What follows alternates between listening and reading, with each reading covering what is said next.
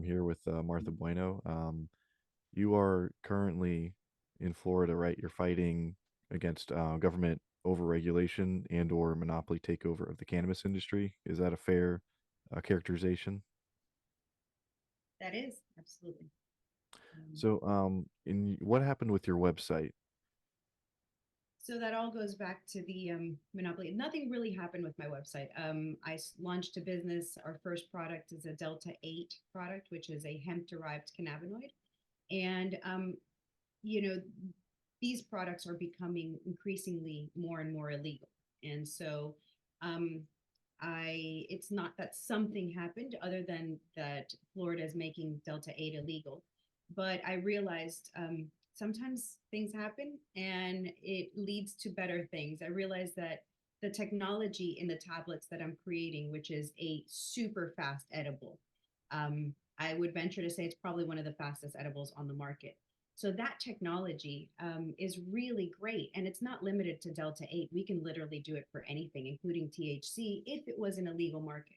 And so we're just shifting our focus instead of being a brand and producing a product to take to people directly. I'm shifting the focus to going to a white labeling business model where I create these products for other brands that are already established and on the market and are in a legal space. Because again, the technology is really what matters here. I want to be able to give people a clean form of consuming cannabinoids. Again, whether it's THC or any of the other over 160 cannabinoids that have been identified on the hemp and the cannabis plant. It's actually the same plant. It's a cannabis sativa 8 plant.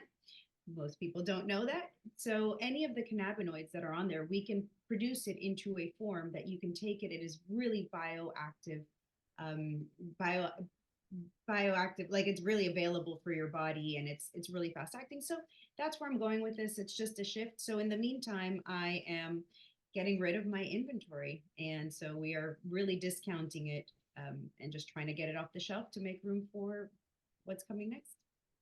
And what is that technology that makes it work so much faster?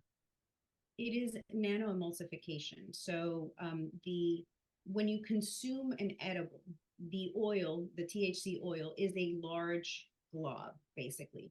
And your body has to process it. It goes through your stomach, through your small intestine, and it really doesn't get processed until your large intestine and it gets converted in your liver. So it's a long process, and that's why people generally take an edible, and then you hear the classic story of this ain't shit, bro. And you take a second one because you're like, it's been 2 hours, it didn't work for me. And then you're really, really high because both kick in at pretty much one kicks in and then the other one kicks in shortly thereafter. So our technology takes that molecule and breaks it down to a super, super small size and also encapsulates it in something that can bypass. It goes through your stomach directly into your small intestine and absorbs in your small intestine. So it is very fast. It actually starts absorbing in your mouth. It is a chewable tablet. So once you start dissolving it with your saliva, it already starts to uptake, and it's a very stable, very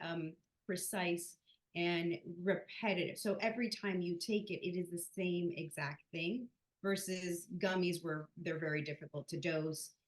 We also don't have to include sugar because you can make it taste good without sugar, without all the pectins, without all the things. So the technology is really, I think as a CEO, sometimes you have a hard time figuring out what it is you're actually selling. And what we're really selling is this technology. So that is the shift. I'm very excited for it. I think it opens up so many things that I'm excited for, and I don't have to worry about the nitty gritty little details that having a brand really forces you to, focus on and worry about. And where is your audience? I want to work with people that already have that figured out, and we can just bring, their products and make them better. So that's where we're going. It sounds very similar to something I read Tommy Chong said some years ago, where he was having a ton of people tell him about problems with CBD oils. They're the thick, syrupy, brown liquid, basically. And he was working with a doctor who actually made a very, very clear, very light substance that could actually house it. And then people were able to just drop it on their tongue and they actually felt results instead of it just going to their stomach, not really doing anything, and then processing through their body and getting wasted, basically. but That sounds like he a water soluble form, which is also our product is not only nanoemulsified, but it's also water soluble so that it can be absorbed by your body better. So yes, there's a combination of technologies out there that are really improving. And there's a lot of people that have a nano emulsified product. It is the combination of the two. It's the nano emulsification, the water solubility, and then the fact that we are able to put it into a convenient form. A chewable tablet is the most convenient way to consume these cannabinoids if you're not going to smoke it, if you're looking for something other than smoking it. And even smoking, I mean, sometimes it's just not convenient. Inside your house, if you live in an apartment, you're just not going to spark up, and give everybody the secondhand smoke. So there's a lot of reasons why, and I think that there's so many great ways to consume cannabis, and I am in favor of all of them. I continue to smoke even though I do have this technology. Like at the end of the day, smoking is more of a social thing. You do that with your friends. Whereas a tablet, it's not a social thing. You're not exactly going to be like, cheers with your tablet with your friends. So there's a lot of great ways to consume cannabis. The only one that I caution people against is vape products, only because our bodies were not developed to remove impurities through our lungs. So, for whatever reason, cannabis, when you smoke it, does not affect your lungs the way cigarette smoke does. But vape oils, because they have to use oils, cause problems in your lungs, including popcorn lungs, which just leaves a film in your lungs. So, for my own children, for example, I've cautioned them. And my own children, I have adult children now. I have two adults and two teens. So I know people are like, "Oh my God, don't talk about your kids." They're older now, but I've basically been like, "Don't ever vape." Like that is my one thing. It's like I'm okay if you have a drink of alcohol. I'm okay if you do all these things. Do not vape. I know it's like the cool thing, but it really is bad for you health wise. Um, but I'm also libertarian, so do what you want, just not my kids. exactly, yeah, keep it in your own space. But yeah, a lot of my experiences with people who have been talking about the issues have been largely goes along the lines of I want some people to be able to have it, but under certain circumstances. When I'm much more of a pro legalization person, where I would say it should be legal, not descheduled, because a lot of people just say, "Oh, just schedule two," and that's not a solution. That's not exactly what we're looking for, because I've read a lot of articles about how descheduling could actually make things worse, depending on the classification at the federal level. But where do you stand nationwide? Do you think it should be fully legalized? Do you think it should be 18 or 21 plus? Where do you stand? So I'm a libertarian through and through, and I believe in full liberty. And so I don't believe that the government's role is to tell adults what they can and can't use in their body. As far as the difference between legalization and decriminalization, my understanding is that if it's completely decriminalized, it becomes like tomatoes, which you can grow it, you can sell it, you can trade with people, you can do whatever you want. And that's where I would like to see it. Now, obviously this is a huge battle, and at this point right now where we stand, that's almost a moot point. We're not going to get there, with an overbearing government like what we have. So let's just focus on what we can do, and I think what we can do is legalize it across the board, or make the case that the government does not have a right to tell adults what they can do. So that would be 21 plus, as it stands currently. I'm okay with adults 21 plus choosing any and all substances that they wish to consume, because everything that they do, people use the argument, well, but then there's going to be chaos and people are going to go break things and drive like that. All of those behaviors are already criminalized. So we don't need to criminalize the drugs and then criminalize the behaviors. Choose one. Either the behaviors are totally fine, which is what you're seeing in places like Oregon and San Francisco, where people are like, well, but look at what happened, right? Because their actions are not being criminalized. Being publicly intoxicated is a crime in all of those states, but it's not being enforced. Driving while high is a crime. Driving under the influence of anything is a crime. All of those things are fine to be criminalized. You don't need to do both. You don't need to criminalize the drugs and the activity that comes after it. So one or the other. And I think that you would find that San Francisco and Oregon are great examples of exactly what not to do. Yeah, I mean, there's an overregulation, and I think it's often a loaded question when people go to the ballots at their state because they think, oh, I'm legalizing it for my state, right? But often what it turns into is I am giving my state government the permission to, in 3 or 4 years, tax the crap out of us and, set it up under their terms and basically have like a fine wine and spirits for cannabis, basically. Right. My dream has always been where you can just go to a farm and someone's able to have tables of what they've been growing and you just talk to them and you buy it and you go away. But it's just so overregulated. Like I have to walk in, hold up an ID, go into a building, and yeah, it's very, very overregulated. And I think that putting it down to Schedule 2, like a lot of people have suggested, is just going to cause more chaos because Yeah. it's going to redefine what is already legal and illegal in all the states that have already done it. So I think it would just cause mass chaos. But I, in your case specifically, um, I also feel like there is some sort of a strange anti THCA movement, and there's like a Delta 8 fear. Like everybody's worried that this is going to kill your kids or make your kids go crazy, give them psychosis. In my area, the local news is always running, ads like "keep your kids off of this. This is the new dangerous loophole." And but I Warning. haven't still haven't seen any kids like get seriously harmed or die from it. What do you think is behind the fear behind offshoot products that don't even contain any or much THC at all? The fear is always, it's the same fear as if you look back in history, the reefer madness. It was these people are going to get it. And then I mean, Henry Anslinger, who was famously quoted many times during the beginnings of Prohibition as saying that, the whites are somehow going to go sleep with the black, like the white women are going to go sleep with black men if they're high, like there's a lot of fear. And that was the fear that they sold back then. It was this fear of racial integration. It was this fear of like how Mexicans somehow, with their smoking their marijuana, was going to do this horrible thing to you. I mean, it was just, now we look back and we're like, this is ridiculous. And in the future, I believe we're going to look back at this time now and be like, how did nobody see the blatant, obvious reason for it? And that blatant, obvious reason is the money factor. So in the state of Florida, the medical marijuana treatment centers, their market share is about $2 billion. Hemp, which was only legalized in the state of Florida in 2020, so 4 years ago, versus, and I think the medical marijuana is about an 8-year market, it surpassed $6 billion. So the medical marijuana treatment centers pay a lot of money to the state. As a matter of fact, there's an annual renewal fee for the MMTCs of $1 million each.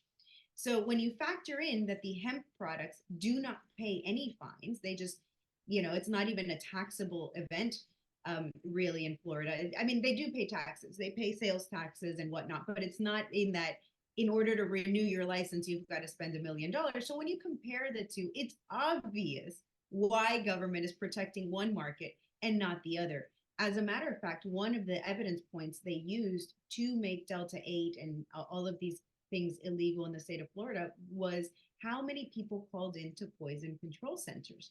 And they used this number of 900 people in the state of Florida called into poison control centers. So I looked into it, and they cannot at all differentiate between marijuana, Delta 8, Delta 9, Delta 10, any of these products, and even spice, which, if you remember, is a completely synthetic form of THC that was causing a lot of problems because the natural form of cannabis, it does not, it has never killed anybody in the history of civilization. And we have over 8,000 years of recorded history with cannabis and cannabinoids and hemp. So a substance that has never killed anyone and only caused 900 people to call. And you hear all these stories about how, like, there was one that was like famous of a police officer that had confiscated some weed from somebody or some brownies, and then him and his wife called in and they're like, we need help. We're dying. We're dead. And it's Yeah. like, no, you're just really stoned. Put the phone down, go to bed, you'll be fine. So they use a lot of this like misinformation, or they conceal it. They also use statistics about people who had died, and the deaths were, they had cannabis in their system, but they also had a whole host of other drugs. So it's not, they cannot prove that cannabis has killed anyone. And on the flip side, over 40,000 Americans call into poison control every year over Tylenol or acetaminophen, related type of thing. So if you can go into any CVS, Walgreens, any pharmacy and buy from a bottom shelf Tylenol that is specifically labeled for children that comes and appeals to them because it's bubblegum flavor, it's grape flavored, and that has approximately 400 deaths every year. So we're talking about something that can kill you versus something that'll just, make you think that you're going to die and then you just need a nap and maybe some cookies. So it's very obvious if you're paying attention. It's like the dying from COVID or dying with COVID type of scenario that they had us under over the 2020 lockdown. So I think it's very nefarious. And it all boils down to that money and that control. You want your medical marijuana treatment centers to be able to sell it so that they contribute to not only medical marijuana treatment centers, not only contribute that $1 million every year times the 22 that we licenses that we have, that's $22 million that goes straight to the state, but also they contribute very much to political candidates. So, just Governor DeSantis from the push now to get marijuana legalized as a recreational for the MMTCs, he accepted over $500,000 for his presidential bid from Capital City Consultants, which is the players that are pushing this amendment through, which is backed by Trulieve, Move, and Curaleaf. So there is very clear ties as to why it is happening. The question is, why don't people pay attention to this, and why do they continuously believe a government entity that has something to gain and not the people that are losing? Yeah, a friend of mine was talking to me about the 2018 Farm Bill. Around the time it happened, we were just like kicking shit. What's going on? What is this? What does it mean? Does it change anything? And he made a prediction that like years later, it would lead to an increase in lobbyists and large cannabis companies actually taking over the Mm-hmm. market through monopolies. And in his own state, he's actually seen the medical industry and the recreational industry that just got legalized there. He's in Maryland. He's seen a complete monopolistic takeover. The prices soared, and a couple places shut down, and everything kind of started consolidating around one or two companies, and they started to not even feel the need to stock. So they didn't really care about how things were going, whether they were making the patients feel happy and cared for, whether they have what they need, because they were making their money, and no one else was going to be able even allowed to make that money. Um, does the 2018 Farm Bill have any effect on what you've been selling or the fight that you're having currently? Absolutely. The 2018 Farm Bill is this great piece of legislation that was kind of put in and nobody really knew what was happening. So I credit Trump with this, and it drives people crazy. So I'm not on the right, I'm not on the left. Like I said, I'm a libertarian. So I'm not going to vote for Trump and I'm not going to vote for Biden. These aren't my Yeah. guys. So when I credit him, I love to just drive people wild because on the left, people are like, Trump didn't do anything good, and on the right, they're like, we hate cannabis. So it Yeah. equally pisses off both sides, and I love it. What did the 2018 Farm Bill do? So going to it, it created a federal legalization of hemp. And what is hemp? Again, it is the same plant. It is a cannabis sativa A plant, but the THC levels, they decided somewhere arbitrarily that it should be under 0.3%, which does not happen in the wild. Hemp growers actually have to pull the plant early because if it flowers and reaches its maturity, then it would reach over 1%. And that's just, unacceptable to the government. So, anyways, not like you can get high off of 1%, but whatever. No. But businesses are generally filled with people who are, um, it may not, smart might not be the right word, but they're looking for a way to go around things and make it work for them. And that's what we see happened here. Um, Companies were like, oh, well, if you can now make this product and turn it into other things, then CBD can be turned into via chemical process into Delta 8, Delta 9, Delta 10, Delta 11, THCO. I mean, and pretty much any cannabinoid. I'm not a chemist, so I'm not going to get into like the chemistry behind it because I'm not the person for that. But Um, that's what happened. People figured out that with this thing, THC was legalized across all 50 states. Yes, it's in small quantities. Nonetheless, it's legal. And you can create all these products, and these products compete with the cannabis space. So, I mean, like, of course, people were going to find a solution for it. And now that the toothpaste was let out of the tube, the government's trying to shove it back in on, via force, which is what we're seeing. We're seeing them restrict, for example, in Florida, they made Delta 8, 10, and 11 illegal, but not Delta 9 because Delta 9 is THC. And well, we can't, if you make that one illegal, then all of the MMTCs become illegal. So you see that, you see them, THCA flower, which is essentially cannabis flower, is still legal in Florida, even though it's produced from the hemp plant versus the versus the high THC plant, because THCA, that's what it tests as, up until you ignite it, until you light it, and then it converts to THC. So there's all these loopholes. And this is part of the thing that I always talk about government. Government, people who work in government, the people you elect, they don't have any specific skills. It's not like they went to college and they know chemistry and they know medicine and they know economics. I mean, these are just like your regular people. As a matter of fact, I would even say they're generally less than regular people because they're people that failed at whatever industry they went into and they're like, politics, that's where I'm going to go. And so these are people, I think his name is Hank Johnson, that I love this clip of him like saying things like, Guam is going to capsize if there's too many military personnel on it. Like these are people that just know nothing. I forget recently who the name of the representative the day of the eclipse that was saying like, we're going to land on the moon, on the sun. It's a little more complicated than landing on the moon. But these are like these idiots that Yeah. really don't know anything, and they're in charge of passing laws and making these decisions. So this is what happens. You have really intelligent people, scientists, people that devote their lives to figuring out loopholes, and that's where we are. It's like these dumb people against these smarter people, and that's kind of how we got here. If there's a will, there's a way, and by golly, they found the way.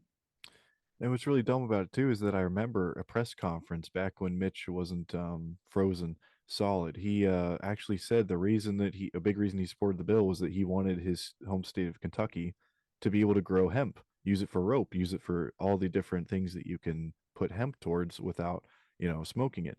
But then at the same time, he doesn't want hemp products or anyone to smoke the hemp. He just wants hemp to grow in Kentucky and then just sit there, I guess, Right. or just become rope.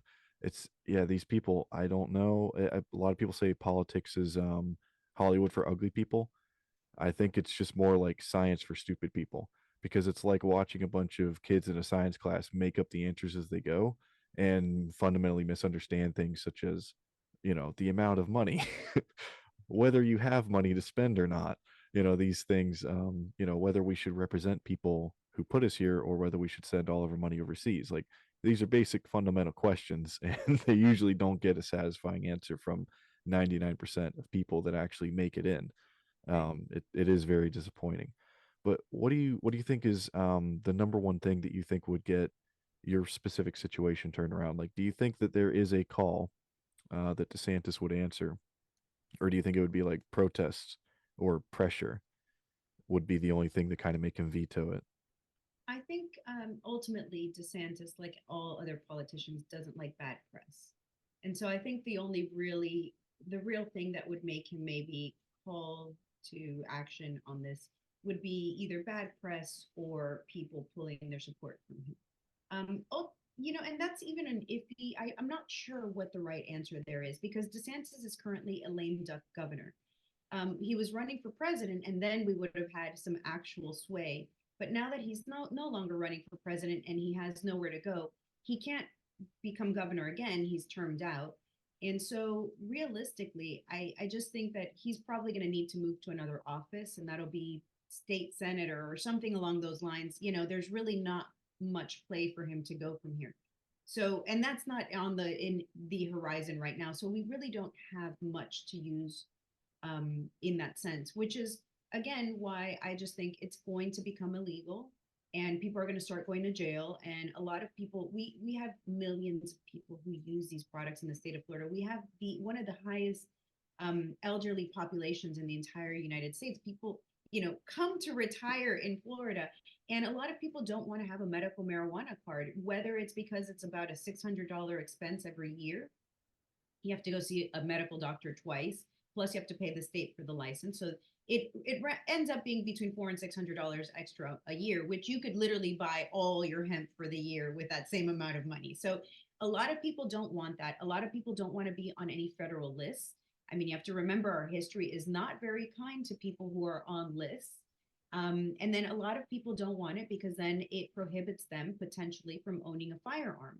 So all of those people who are currently enjoying basically what is recreational cannabis through through hemp derived cannabinoids are going to experience a shortage once this bill passes. Not only that, they're going to have about 10,000 businesses go under.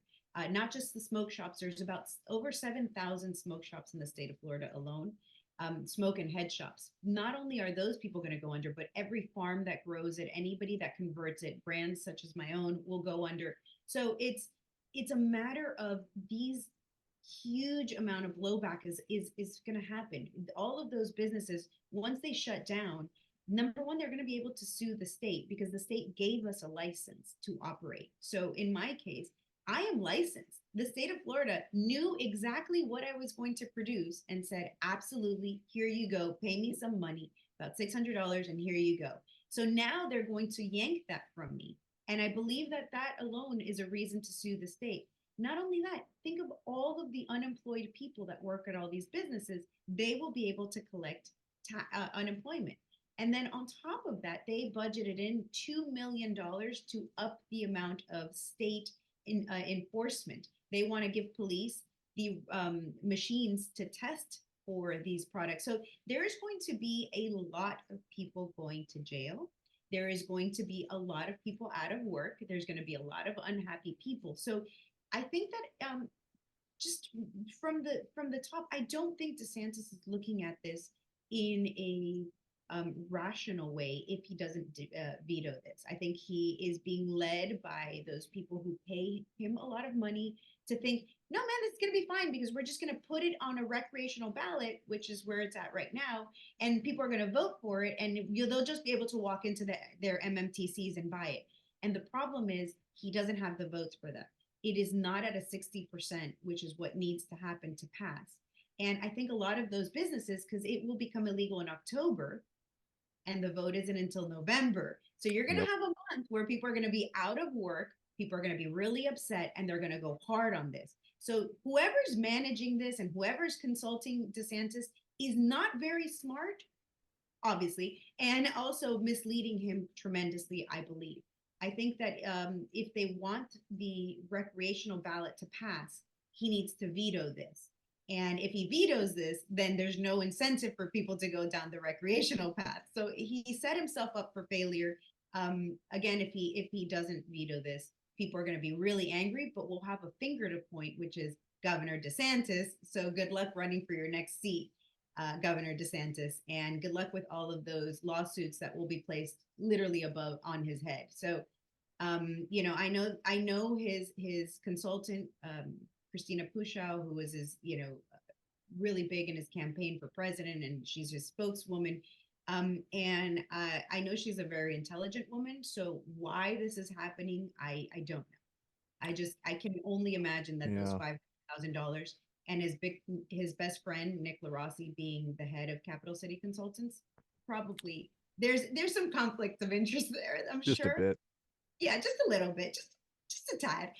So where is this going? I don't know, but it's not looking good for him. I think that's where this is going. So we'll see. I mean, it's coming down to a point too where I'm suspecting that whether or not the people around him are smart, whether or not he's smart. I mean, I don't think he's the brightest governor we've ever had. He's the kind of person who said that his opposition to it is he doesn't like the smell. Right. So, this is the kind of reason you're dealing with. Um, but And also he I was the one who loved to champion like the freedom in 2020. He was like, "We are the free state. Come to Florida. You know, we don't have these draconian lockdowns." And then he's like, "By the way, while you're here, you can't smoke a joint. You know, you can't do this, can't do that. But you know, and have can't fun bring wrestling beer. our gators." You cannot bring beer to the beach. They do not allow any alcohol on South Beach anymore. I mean, talk about Uh, like this ridiculous notion of Florida being free, and then it's not it's at all. Puritan.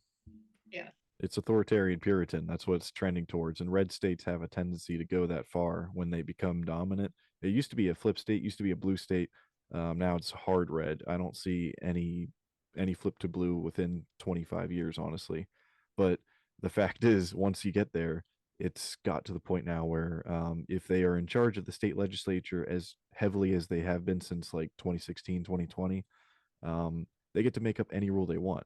And it seems like they will make rules that even conflict with common sense legislation that was already in effect. right. So I think my biggest gripe here is that, like, if that passes, if he does sign that, not only is he completely uneducated about the topic in general, but also, like you said, he's just ripping the rug out from people that he's been claiming to fight for the past I don't know how many years. And he even tried to say, like, I'm better than Trump at this, you know, fighting for people like you. So if he does sign it and just kind of throws all these people out that he just, you know, made exceptions for, it just it would be insane to me. But I mean, it's typical Washington politics, Better about honestly. that bill criminalized THCV, which is not psychoactive at all. I think it's psychoactive like 120 times. Like you'd have to take 120 times the dose in order for you to feel high. I mean, it's just so not psychoactive. And that's one of the ones that they criminalized. But the funny thing about it is there are all these clinical studies in rats, especially, that show that it not only helps people focus, but it removes your appetite in a way. Like it's, I don't want to say it's an appetite suppressant because it's not, but it's almost like it makes you forget that you are hungry, which would help so many people. It also in those studies showed that it helps people with diabetes. It helps regulate insulin. Like it has these great natural effects, and they made that one illegal. And so I had to go down the rabbit hole. And why would you make something like that illegal? And my only conclusion is that it competes with things like Ozempic. It competes with the big pharma's monopoly on a certain number of drugs. Also, if you solve people's problems of having diabetes, you cut out a huge market segment right there. Even if it doesn't solve their problems, even if it makes it better. If you are somebody with a diabetes or the initial parts of diabetes where you're not yet, giving yourself insulin, but you're just starting and you start taking THCV, what would that do to you? Could it reverse the damage that you already could it get you away from being a diabetic? I mean, I don't know. And I suspect that there's something there, and it blows my mind, honestly. Yeah, one of my favorite things about the podcast that I do is I just review films, but I like tying, you know, cultural significant films to things that are going on now. So Reefer Madness has always been a favorite of mine, ironically, just because of how insane it is, but also the fact that people legitimately use this in an educational setting. Like that's like if someone made a video about, you know, the Easter bunny, but then said this is quite literal. Like this is what actually happens. Don't eat those eggs because you will get, you know, a heart attack and your head will blow up and you know you'll want to go and sleep with a ton of black men. All these weird things they said about it, or you would go insane playing the piano. So that film's always just kind of been in the back of my mind. It's just because people actually believe the things that were said in it, and when I did the research and found out how much Rockefeller actually put into these oil based lab pills and how much he suppressed natural medicines. Like there were entire species of mushroom that I don't think you can find anymore that he actually got rid of. And there were entire medicines and plants that he actually paid a ton of money to suppress, like cannabis, because he wanted people to buy his oil based pills and he wanted people to read his textbooks. Like the man had so much influence that people don't even realize because he was an insanely rich tycoon and he actually shaped the education system too. Like the reason we borrow the Austrian version is that we want to indoctrinate people rather than give them full access to learn. So he actually had a huge impact on cannabis illegalization, in my opinion. Yeah, and it was, people say that it was because he has, the printing press and he had paper mills and all of that, but I think it goes beyond that. And crazy theory, I have no way to prove it. I like don't, take it with a grain of salt. But in the United States, we actually used to like we had a law where if you had a certain number of hectares, you had to grow 5 hectares of hemp. Back when the Declaration of Independence was being signed, like this is the early into American history. Most people grew hemp. George Washington grew hemp. The founding fathers grew and smoked hemp. Um, and one of the things that I discovered, so my parents have been in farming. My grandparents were farmers in Cuba. My father's been a farmer his whole life, and I ended up buying my father's farm, and I was going to grow hemp on it. And in the transition period, my father still had his cattle on the farm, and I ended up having to put razor wire around the hemp plants that I was growing because the cows absolutely loved it. I mean, they would go wild for it.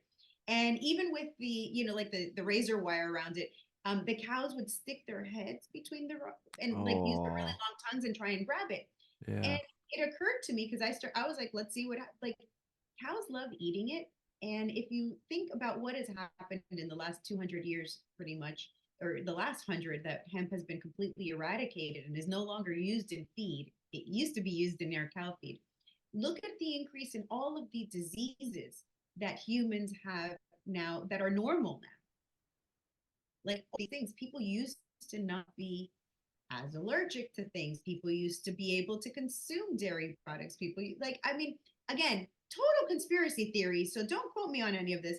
But I do think that those cannabinoids that our bodies were used to consuming, and human bodies produce their own cannabinoids. Cannabinoids are found in mother's milk, for example. Um, in women's breast milk, we naturally produce cannabinoids. So and there's an entire endocannabinoid system in our bodies that was only uncovered in the 1990s. So when you put all these things together, and again, I'm not a scientist, I don't claim to be, I don't have anything to validate all of these, it's just common sense to me that these animals that Yeah. we consume like to feed on this thing has all these beneficial properties, and we have we have been getting worse and worse and worse and worse off, um, despite knowing these things now and improving our health, and knowing, people now exercise, which we didn't do as much before, and people are consuming, better quality foods in some cases, more organic, more this, more that. I wonder, it's just odd. It's one of my favorite theories actually is one of my favorite points is the fact that, a lot of people counter me when I say it's just a plant with, yes, so is cocaine, so is this and that. But I'm like, yeah, those are plants, but they have a lethality, one, and two, we don't have a endococainoid system in our brains. Like people don't seem to realize how old I think the earth is in general and how old the species are all around us and how many have gone extinct.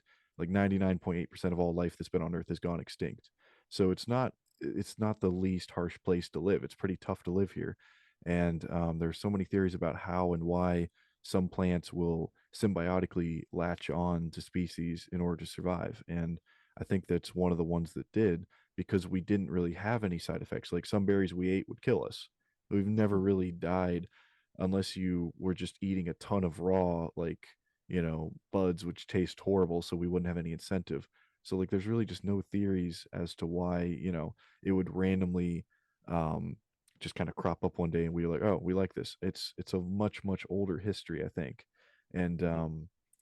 it's just a lot of people it's a whole different spectrum of beliefs all kind of come together on this one thing. So the religious people will say, well, God put it here to smoke because it's safe. And then the, more of the agnostic Religious atheist crowd. Most religious people I've encountered are like, well, God told us not to eat the apple, and that's the apple. So I'm not sure that religious people generally um, go with that. I mean, when I tell them, well, God put everything on earth, they're like, no, no, no, but that's evil. I will push back though on, because I also get the cocaine thing. So cocaine is not how the plant grows. Cocaine has to be converted into cocaine. The plant is the coca plant. Yeah. And if you travel to places like Peru, you'll find that the Incas used the coca plant not only in teas, but they would chew it to help them get a lot of energy. It's a very helpful plant for energy. They actually produce it into like gum and all sorts of stuff in Peru and in other indigenous, leaning countries. So yeah, about that. The actual plant does help us. Same thing with poppy. I mean, morphine comes from poppy seeds, heroin comes from poppy seeds, but it helps people in pain naturally. So, even that, even when people push back with that, it's like, hmm, how do I go about this? How do we, like cocaine? Yeah. You don't just there's the plant doesn't just sprout little packets of cocaine on it. You got to Yeah. get it. It's such a simple answer too, because it's just, like, oh, it's a gotcha.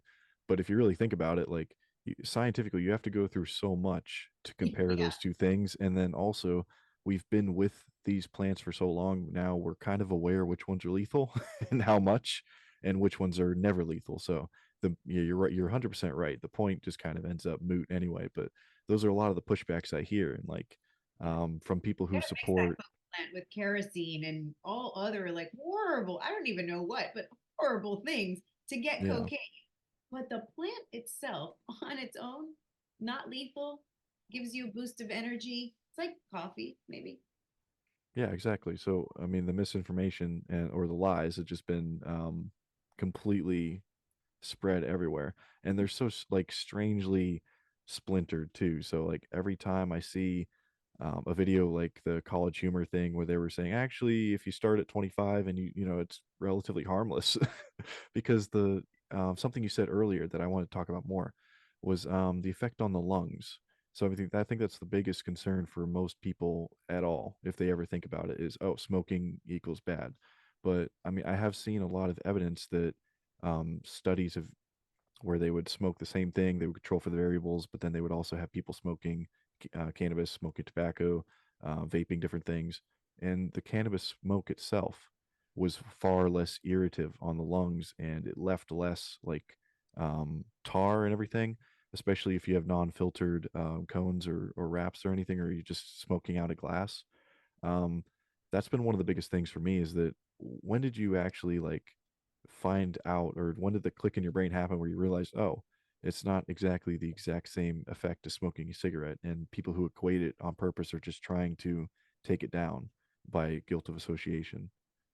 I think that the fact that people like Willie Nelson and Tommy Chung are still alive after Yeah. smoking, or Snoop Dogg. I mean, Hmm.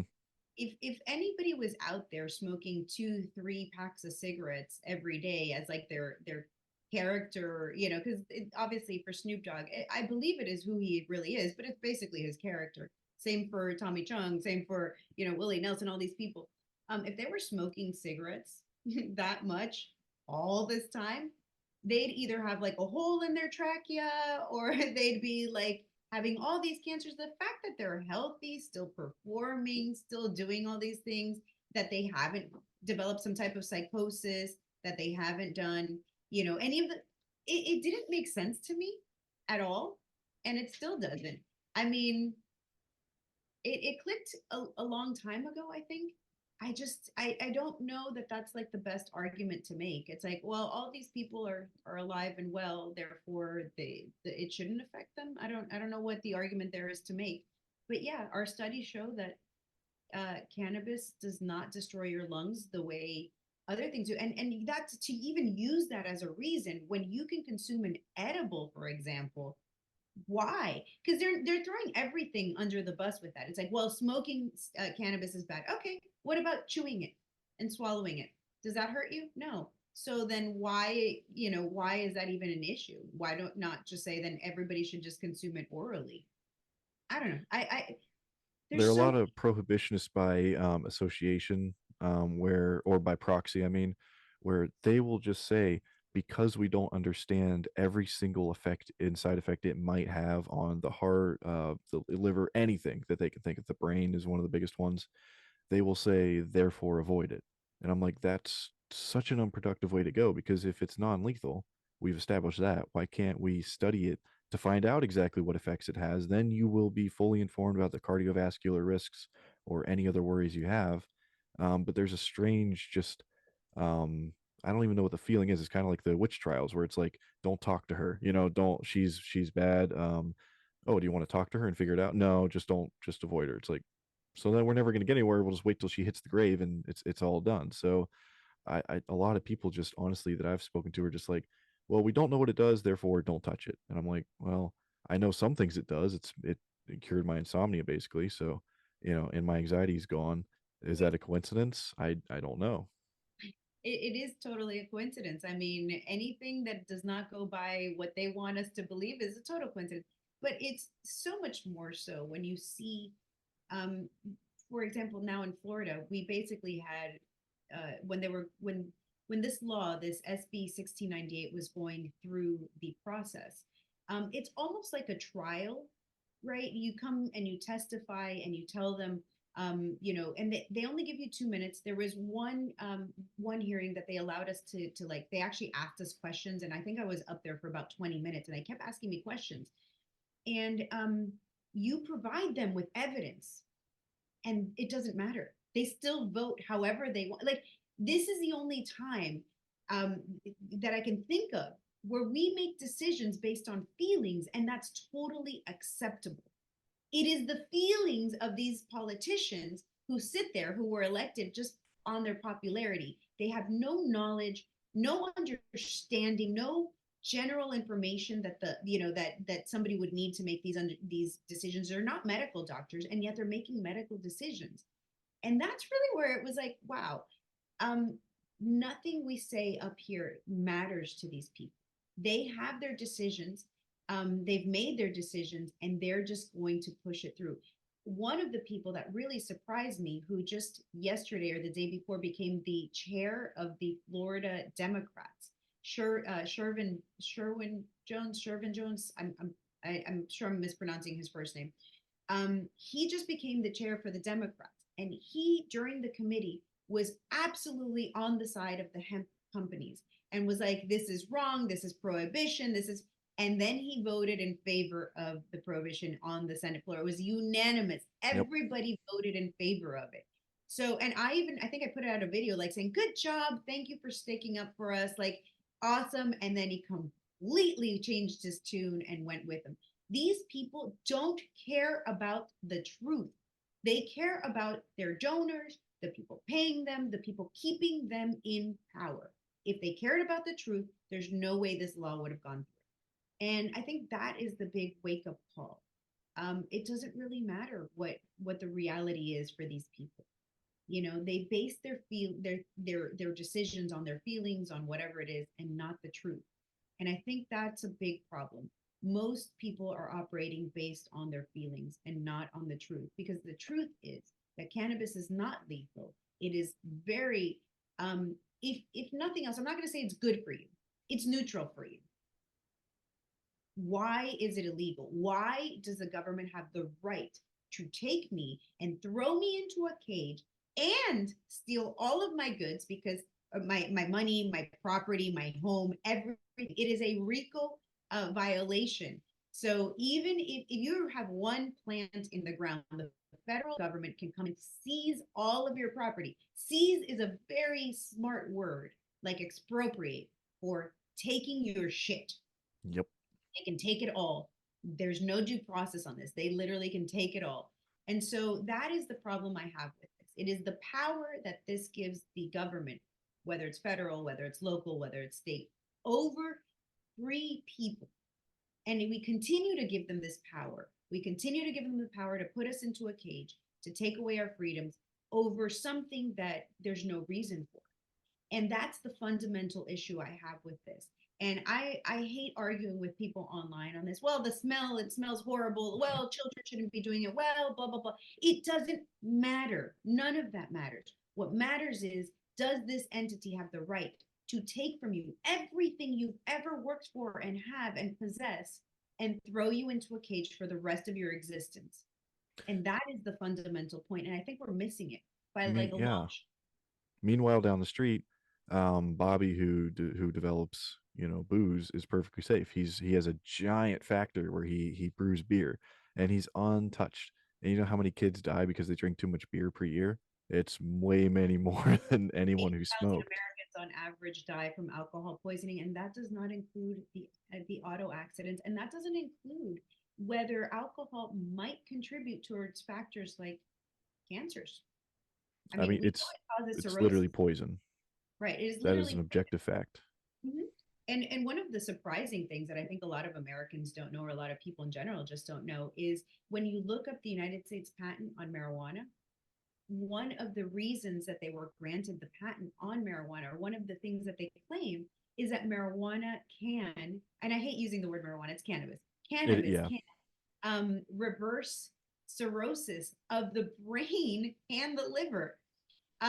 Cirrhosis causes Alzheimer's and all sorts of degenerative issues in our brains, but it also is, we know, directly comes from alcohol, especially in our liver. So if marijuana is the antidote to alcohol, why is alcohol legal? And why does the United States government have a patent on a plant? and they tried prohibition with alcohol, so it still just doesn't make any sense to me how they go from prohibition to it's now more important, it's now more socially and culturally, American, and we're going to make a ton of money off it. And it's not even, I worked at a dispensary where people could just drive up, hand you their credit card, and they would get like as much beer as they want, a giant 24 packs. You just bring it to the car. And it's like, I just, why can you not go up and get more than like a couple buds in some states? Like, even the ones that are legal, it's like you can have a 14-day supply. Like, what does it even mean? Like, what? Yeah. And George Bush was just such a disaster the more I learn about him, because he strengthened the DHS, which instead of actually, focusing on homeland threats, they just go and harass people. It's a smaller police force, and then he strengthened the DEA, and it's even in California where they were legalizing first. There were so many raids throughout the early 2000s and the mid 2000s when they were figuring out all this stuff. Like, is it legal? Is it not? It can buy it. Can do I need?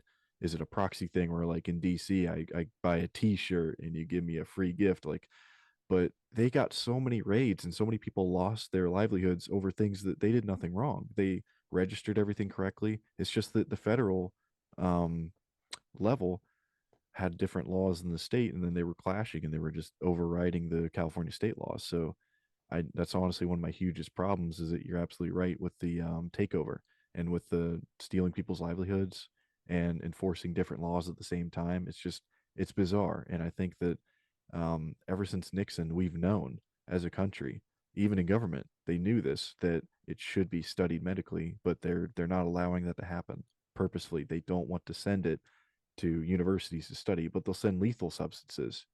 It doesn't make any sense to me. Same thing with psilocybin. That's one of the, I grew up in the era of prohibition. I remember people telling me that, LSD or psilocybin would stay in your nervous system and would cause all these horrible things. And then I tried them. And I was like, wow, this is not at all what they told us it would be. As a matter of fact, I think it opens your mind. There's something so magical that happens with this. And I think that that's really the ultimate reason why. Why is all of this illegal? And I have to say that government doesn't want you to be awake. It is, The Matrix is a fantastic movie on its own, but then when you can parallel the Matrix to our lives, I think that they don't want us to know the truth. And that sounds very conspiracy theory and very woo, out there, but it's true. If you can take a substance that would potentially cause you to realize that the government is full of shit, obviously they need to make it illegal. I mean, You there's no It doesn't even sound that crazy. I mean, when somebody says Matrix and it's Andrew Tate, yeah, he's insane. Like, anything that goes against what he feels like doing is the Matrix to him. He kind of acts like Trump in that way, but everything's like that. But what you're saying doesn't even sound crazy, because everyone acknowledges that feeling from time to time if they really stop and think. There are so many videos on YouTube, like cynical ones, where these people who had philosophy channels or just thoughtful channels are just posting the most depressing stuff the past 4 years because they're really just kind of coming to the realization that, wow, I'm surrounded by neurotic people who are like not just that way. They are encouraged to be neurotic and not to think and just to go by instinct and grunt online, and hate everyone who doesn't align with them politically. And, just a bunch of cults everywhere. So it's just people who are just really, really dazed. Like they're defeated, they're cynical, they're too tired to even fight things that they are angry about. And yeah, they'll just slowly slog through the day, eat their McDonald's, and lay down and watch Netflix. Like so many people are defeated and doom scrolling and just addicted to feelings of dopamine. And it honestly does not sound like a conspiracy theory at all. If I say that people are completely illogical at the least and negligent and harmful at the worst at these levels because they know better and they call anyone who even says that we should have more rigorous testing standards, a conspiracy theorist and anti-vaxxer like that. The jump to anti-vaxxer from someone saying I want more rigorous testing standards for science, like that's insane to me. Like since when did we start demonizing the scientific process just to sell shots? Like it just these Even things are just crazy. I mean, it's one of my more controversial takes that I lose a ton of followers for every time I talk about it, but it's circumcision. It's one of these processes that we just naturally accept in the United States. I have four children, three of them are boys. So I had to make this decision for somebody else. And I can't say that when I had my first child at 21, I was a libertarian. I didn't quite know what I was. I wasn't political. I didn't know. And I remember that I was pregnant with this child, and the doctor was like, so circumcision, right? And I was like, what? Why do I have to decide that?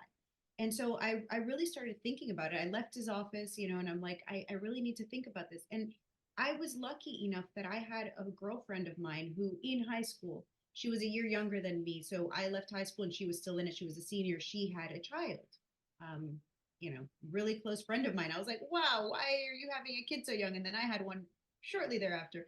But anyway, she had her child circumcised. She's a Hispanic woman. And in Latin America, we don't do those things. We don't circumcise our children. And so I was like, why did you do that to your son? And she's like, well, because it's the way Americans do it.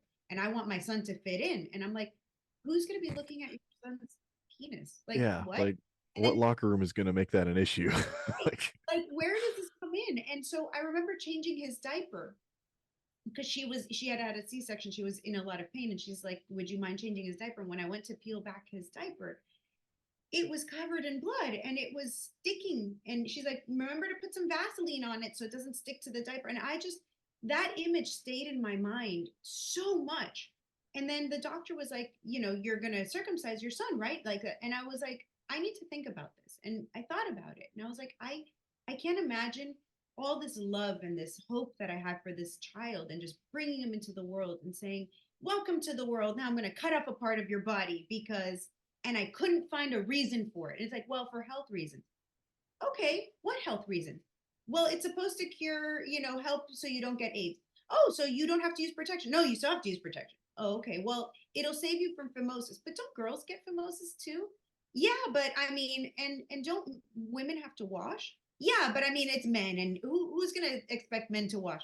I just expect men to wash. it's a shower is a very basic thing. It's Like, very basic. And so the more I went through this process, the more I was like, I don't understand this. And the more I've looked into it, the more I honestly believe it is something odd. The reasons it was brought into the United States was so that boys don't masturbate because they thought that that somehow was making that I don't know. So the more I looked into it, I'm like, oh my God, this is evil. And yet we still do it. And then there's a whole industry behind it of selling these foreskins or face creams and things because it has a lot of beneficial properties to it. It's got these cells that can regenerate and I don't even know what, and it's $1 billion business. And I'm like, and yet when I talk about it, people are so ingrained. This is so ingrained into their lives and their way. I mean, it's fine if it's already happened to you. I mean, it's a thing, but to continue this on to your child and to remove your child's ability to choose for himself, just seems so odd to me. And people will fight tooth and nail for it. And so that's really taught me a lot about how our brainwashing and where we are as a community, um, and where people will tell me you're not a man, so you don't have a voice in this. Well, but who gives birth to all the men in the world?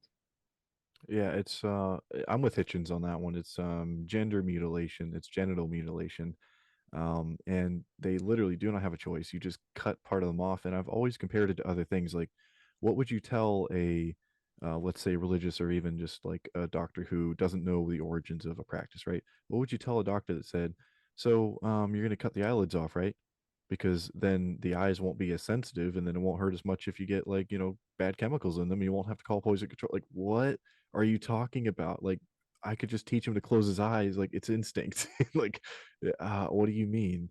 Or And flip it's it. just, yeah, And people are like, well, it looks better. Okay. So what if I thought that girls with shorter lips looked better? Like, those lips. Would you allow me to, basically give a cosmetic surgery to your daughter? Well, no, but it's not needed. It's the same concept.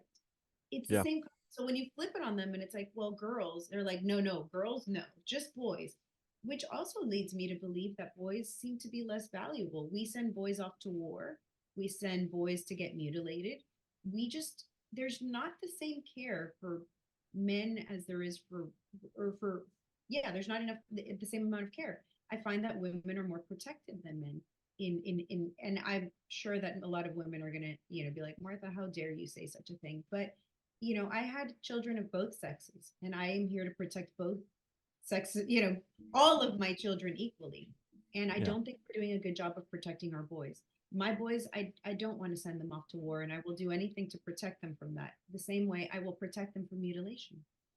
Yeah, World War III. I mean, it's most people have voted against it, but regardless of what we say, the powers that be want to do what they want to do. But yeah, no, it's that's been one of my biggest um gripes with I mean, just so many of the medical problems is that I've always found myself trying not to upset people or make them angry or feel bad, but there are just so many different things past 5 years that just made me hardcore agnostic, just like completely like there cannot be a design behind this because it's too stupid or this is just too cruel or dumb. And one of the things is telling like writing in a book 1,500 years ago that people need to just like chop their dick and then go into other tribes and kill them if they're doesn't look the same way. These it's all these like desert superstition kind of things. So Don't you dare talk about them because you will be canceled faster than fast, quicker than quick. oh yeah, I've had a lot of interesting conversations on Twitter about religion and like I try to approach it with can you give me any evidence for a specific one? Like there's so many I'm so overwhelmed and they're always just like, praying at you like, "Oh, well, Jesus will save you." And I'm like, he hasn't spoken to me. Nobody else has spoken to me. If they do, I'll listen, but I've spent I don't know how many years raised as a Catholic and I didn't feel or hear anything every week. So, and people made it sound like a you problem, like, "Oh, you're just closed off. You're just controlled by Satan." It's like, well, how do I know that? And then how do I exercise that out? Like, because I don't feel Satan. So it's like, it's all these weird things. And like, circumcision is like a religious practice that it's one of the bizarre ones that makes no sense, but they do it because of their ancient like beliefs. Yeah, it's literally what it is somebody wrote it down, and I mean, it contradicts everything. If Jesus or God or whatever that entity is, Allah, whatever it is that you believe, if you believe that he or she or whatever created everything in his image, and if the universe is his creation, but he forgot to fix this one problem that apparently, and by the way, every mammal has. So it's like this design is so prevalent, and yet he made a mistake in humans. How do you reconcile those things? And that humans need to step in and fix his design. And yet we're not evolving in that direction because when there's a design flaw, we generally see that we evolve it out of us. It's not. It is not something that is evolving out of us. And then furthermore, there's a practice where they after cutting in a specific religion, it's like a very doesn't happen that often, but they will suck the blood directly from the wound I and have heard about that. Yeah. Yeah, it is very disturbing. And if we pictured this, again, going back to the girls, if we pictured a doctor or a priest cutting a girl and then sucking her labia, we would be like, that's pedophilia. But because it happens to boys, it's totally acceptable. Never mind that some babies actually get herpes from it Some and die. Yeah, some die from just the process of the cutting. Like it's barbaric, but barbaric. also About 100 kids in the United States die every year just from circumcision. yeah. And then there are the a lot of Islamic tribes. They do the same thing, but they do it for to the girls. So there are actually places where some religions do just like generally mutilate the girls before they grow up, and then those are a lot of the same societies that don't value them at the same time. You're chained to the stove. You don't get to go out. You don't get to drive. You don't. You know. I have You know who's 12 wives. worse Like in those tribes generally? The mothers and the grandmothers that had it done to themselves. It's yeah, the women who were mutilated who forced the girls in their families to then become mutilated, which leads me back to men in America being so into no, my son has to get it, and they're the ones that are you talk to women and you're like, you shouldn't do this to your son. And if you present enough good arguments, they're like, yeah, you're right. Maybe they can wait. And if they really want it, they can do it at 18. But it is the men that I find that are the number ones promoter of this. And that made sense to me. It just so happens that if you have this trauma, you need to put it onto somebody else. Otherwise, the recognition that it was wrong leads you down like a, you have to then accept that your parents did something to you that was wrong. That maybe your parents either weren't smart enough or didn't think it through or maybe didn't love you enough. Like it causes its own set of traumas to work through this. And therefore, a lot of people just aren't ready. And it's easier to just mutilate your son because it was done to you. And that's really sad. I think that's one of the sadder parts of circumcision. I think just not only are you forcing your child to live a life without all of his um, functionality, and potentially a life of later on of erectile dysfunction as circumcision tends to lead towards that. But on top of that, you're putting off that trauma. You're not ending that vicious cycle. And yeah, I just find the whole thing sad. I know we were talking about drugs and now we're on circumcision. Um, yeah, I I mean, the just find the people whole thing. who came up with circumcisions were probably on a lot of drugs at the time. They're like, "This sounds like a good idea," like, wouldn't it look better? I don't know. Like, it's strange ideas about like because I've never heard it one sound medical like reason that it has to happen, especially at babyhood. It's just like, yeah, I understand how it crops in. It's just like it's so bizarre. A lot of these things kind of tie together, and like it just medical malpractice is what it boils down to. Prohibition slash medical malpractice is just rampant in this country. We have a lot of chemicals in food that are banned in Europe, for example. It's just it's a relevant topic. But real quick, I want to ask you what people can do. What do you think people could do to help you the most right now?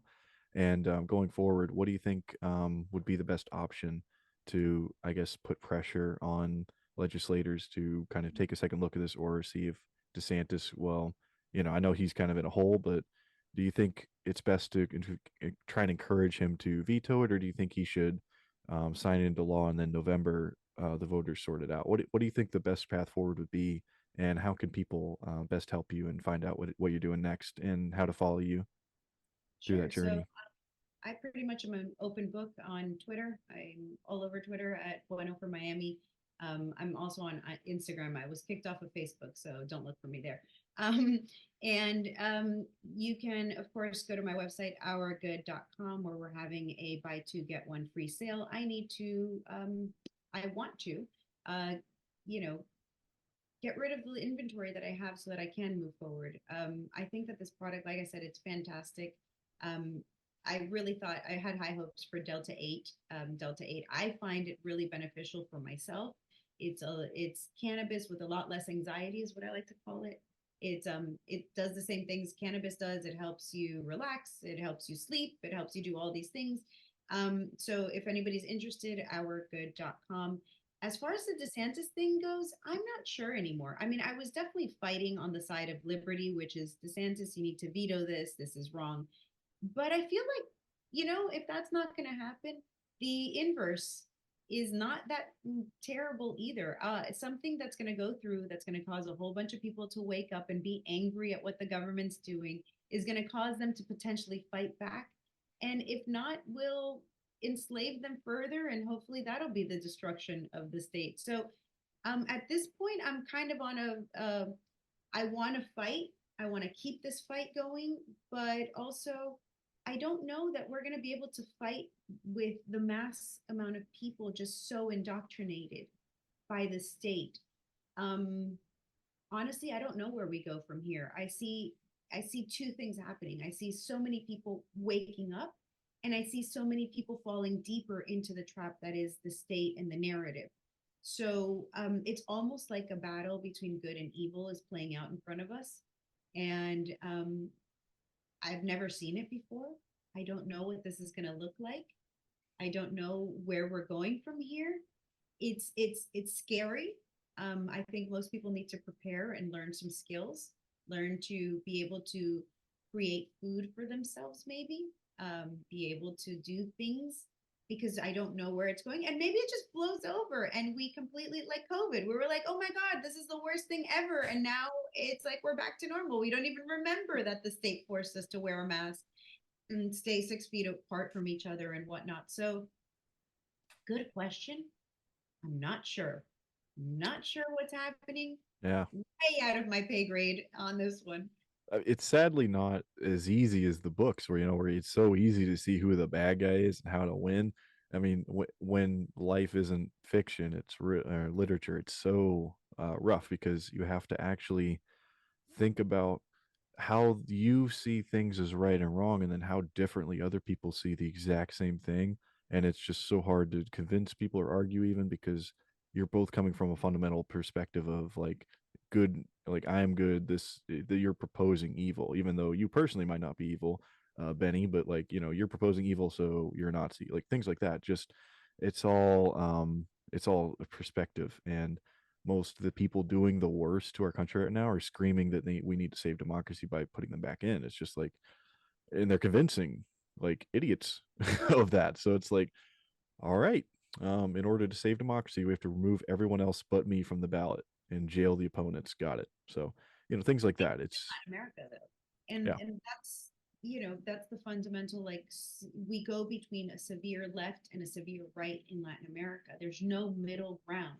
And America used to have somewhat of a middle ground. I would argue that for the past 100 years, it's been less. And I think we had a coup back in the 1960s with JFK that we just kind of ignored. I that's a whole Yeah, separate episode. a whole other episode, whole other I've rabbit hole been to go down. the studying.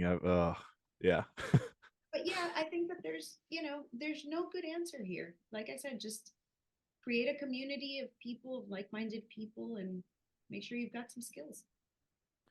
Yeah, my best advice, honestly, is read the founding fathers for anyone who's worried about or feeling like you're in uncertain times. In my personal opinion, if you're not like affiliated with any religion, it's so much more it's so much more calming than scriptures, because scriptures, they make no sense. They tell you to devalue women. They tell you like kill tribes and all these weird things.